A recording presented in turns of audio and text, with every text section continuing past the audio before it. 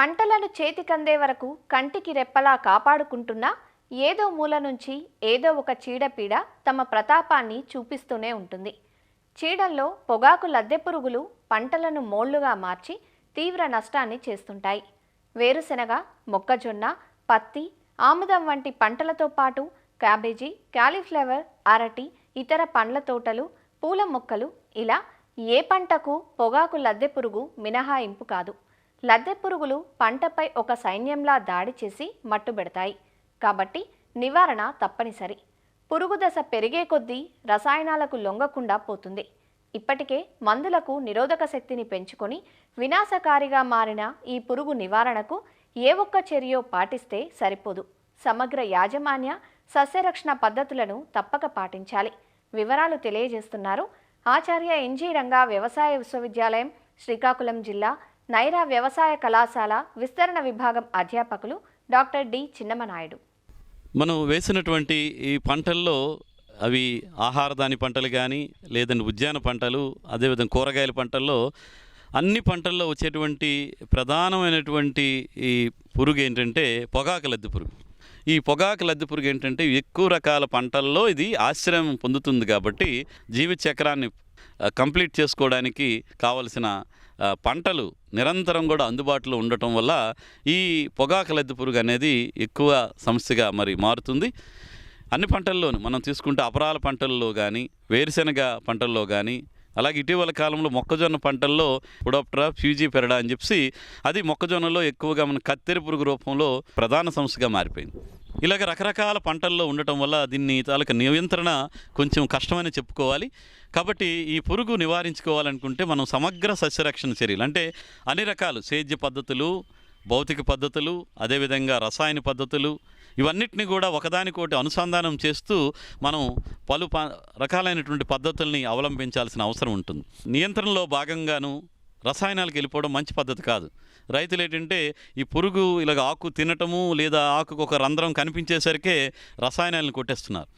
దీనివల్ల ఏంటంటే పొగాకు లద్దె పురుగు మనం కొట్టినటువంటి రసాయన మందులకి అది తట్టుకునేటువంటి శక్తిని అభివృద్ధి చేసుకొని తర్వాత తరం కనుక వచ్చిందంటే మనం మరికొన్ని పురుగు మందులు అతిగా కొట్టాల్సినటువంటి అవసరం ఏర్పడుతుంది. దీనివల్ల రసాయనాలు ఎక్కువగా వినియోగం చేయడం, రసాయనాల మీద ఖర్చు పెరిగిపోవడం, అదేవిధంగా పంట మీద నష్టం కూడా పెరిగిపోవడం మనం గమనిస్తున్నాం. కాబట్టి దీనికి ప్రధానమైన సమగ్ర సస్యరక్షణలో భాగంగా ఏంటంటే మనం వేసవిలో వీలైతే కనుక లోతు దుక్కులు ఒకసారి చేస్తే ఈ లోపల భూమిలో ఉన్నటువంటి ఈ కోసెస్ దశలు కానీ, పంట తీసిన వ్యర్థాల్లో ఉండే కాండాల్లో కూడా ఈ కోసెస్ దశలు ఏవైతే ఉంటాయో అవి నాశనం చేయాలంటే వేసవిలో కూడా లోతు దుక్కులు అనేవి మనం తప్పనిసరిగా చేసుకోవాల్సిన అవసరం ఉంటుంది. వేప నూనె అయితే కనుక 5 మిల్లీలీటర్లు 1 లీటర్ నీటికి కలిపి పిచికారీ చేయడం. వేప కషాయం కానీ నూనె గుడ్ల మీద పనిచేస్తుంది, గొంగలి పురుగు మీద పనిచేస్తుంది, కోసెస్ దశ మీద కూడా పనిచేస్తుంది. ఈ వేప మందు పిచికారీ చేస్తే ఆ వాసనకి తల్లి పురుగులు కూడా ఆ పొలానికి రాకుండా ఉంటాయి, గుడ్లు పెట్టకుండా ఉంటాయి. అదేవిధంగా ఫిరమోన్ ట్రాప్స్ని పంట వేసిన తర్వాత ఒక 15-20 రోజుల నుంచి కూడా పంట నుంచి ఒక అడుగు ఎత్తులో వీటిని ఏర్పాటు చేసుకోవడం, పంట పెరుగుతున్న కొద్దీ ఆ ఫిరమోన్ ట్రాప్ పెట్టేటువంటి ఎత్తును పెంచుకుంటూ రావాలి. అంటే కర్ర తాలూకా పొడవుని పెంచుకుంటూ వచ్చి మనం ఫిరమోన్ ట్రాప్స్ పెట్టుకుంటే అందులో రెక్కల పురుగులు పడిపోతాయి. అవి కూడా మగ రెక్కల పురుగులు పడతాయి. మనకు ఒక రాత్రికి 4 లేదా 8 రెక్కల పురుగులు పడ్డాయంటే ఉధృతిని కూడా అంచనా వేయడానికి కూడా మనకి ఈ ఫిరమోన్ ట్రాప్స్ అనేవి ఒక ఆలోచన ఇస్తాయి.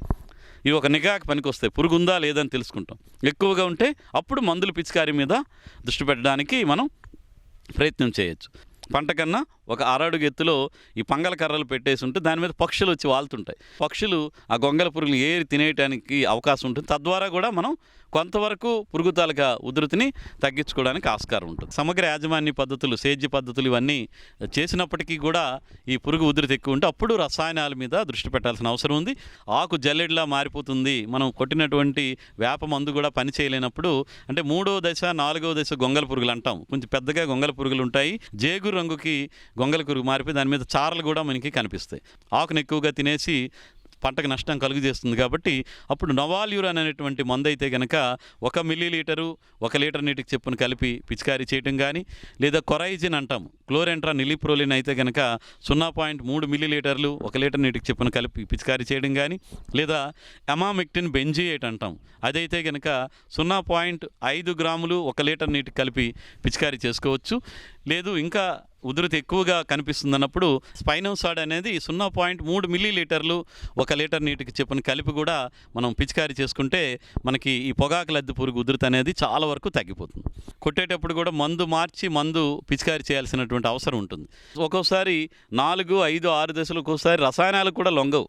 అలాంటప్పుడు ఈ విషపేర తయారు చేయడానికి ప్రయత్నం చేయాలి. తవుడు ఒక 5 నుంచి 10 కిలోలు, దానికి ఈ మోనోక్రోటోఫాస్ కానీ లేదంటే క్లోరిఫైర్ఫాస్ ఒక 1/2 లీటరు తవుడు బెల్లాన్ని ముందుగా కలిపేసి తదుపరి ఈ రసాయన మందుని కలిపి మనం కానీ ఉంటే అది ఫెర్మెంట్ అవుతుంది.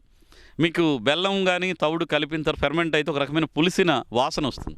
అలాంటప్పుడు ఈ కలిసిన మిశ్రమాన్ని చిన్న చిన్న ఉండలుగా చేసి మనం సాయంత్రం పూట కనుక పొలంలో అక్కడక్కడ పడేస్తే ఈ పులిసిన వాసనకి అట్రాక్ట్ అయ్యి ఈ పొగాకు లద్దె పురుగు, గొంగల పురుగులు మనం వేసిన విషపు ఎర తిని 1 రోజు 2 రోజుల్లోనే అవి చనిపోవడం అనేది జరుగుతుంది.